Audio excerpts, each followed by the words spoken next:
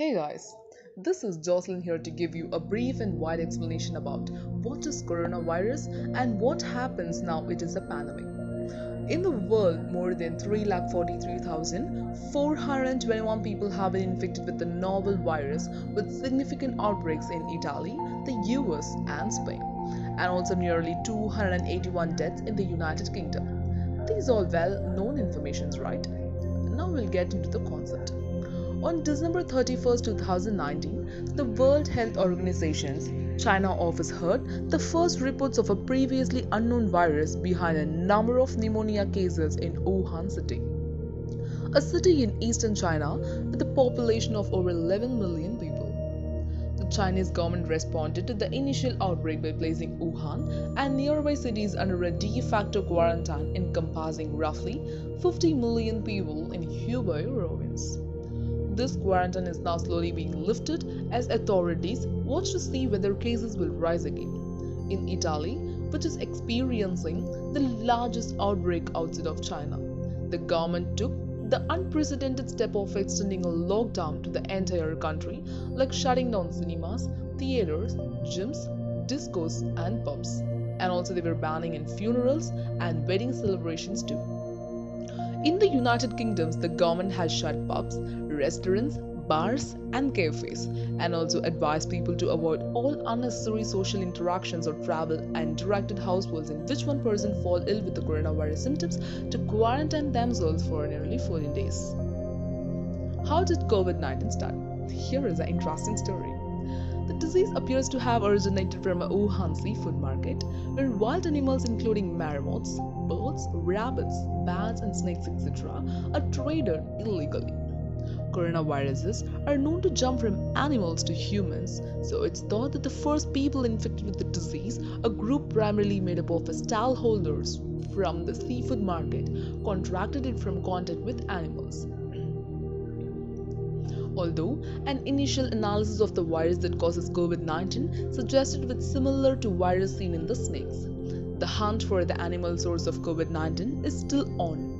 A team of virologists at the Wuhan Institute of Virology released a detailed paper showing that the new coronavirus genetic makeup is 96% identical to that of the coronavirus found in the bats. While an yet unpublished study argues the genetic sequences of coronavirus in pangolins are 99% similar to the human virus. Some early cases of COVID-19, however, appear to have inflicted people with no link to the Wuhan market at all, suggesting that the initial route of the human infection may predate the market cases. The Wuhan market was shut down for inspection and cleaning on January 1, but by then it appears the COVID-19 was already starting to spread beyond the market itself. On January 21st, the WHO, that is Western Pacific Office, said the disease was also being transmitted between humans, evidence of which is apparent after medical staff become infected with it of the virus. Since then, evidence of widespread human-to-human transmission outside of China has been well established, making chances of containing the virus much harder. See, what exactly is COVID-19? Coronaviruses are a large group of viruses that are known to infect both animals and humans. And in humans cause respiratory illness that range from common colds to much more serious infections. The most well-known case of coronavirus epidemic was severe acute respiratory syndrome, that is well known SARS, which after being detected in southern China in 2002 went on to affect 26 countries and resulted in more than 8,000 cases and 774 deaths. While the cause of the current outbreak was initially unknown, on January 7, Chinese health authorities identified that it was caused by a strain of coronavirus that hadn't been encountered in humans before. 5 days later, the Chinese government shared the genetic sequence of the virus so that other countries could develop their own diagnostic kits. The virus is now called as SARS-CoV-2.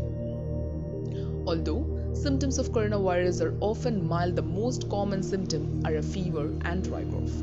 In some cases, they lead to more serious respiratory tract illness, including pneumonia and bronchitis. These can be particularly dangerous in older patients or people who are having existing health conditions, and this appears to be the case with COVID-19. A study of 44,415 early Chinese COVID-19 patients found that 81% of people with confirmed infections experienced only mild symptoms. Of the remaining cases, 14% were in severe conditions, while 5% of people were critical cases, suffering from respiratory failure, septic shock, or multiple organ failure.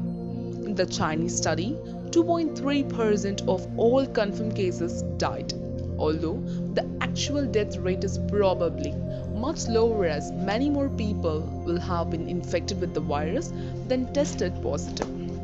So, a government of India is taking all necessary steps to ensure that we are prepared well to face the challenges and threat posed by the governing pandemic of COVID-19, the coronavirus. With active support of the people of India, we have been able to contain the spread of the virus in our country. The most important factor is preventing the spread of the virus locally is to empower the citizens with the right information and taking precautions as per the advisor being issued by the Ministry of Health and Family Welfare. So guys, stay healthy and stay home.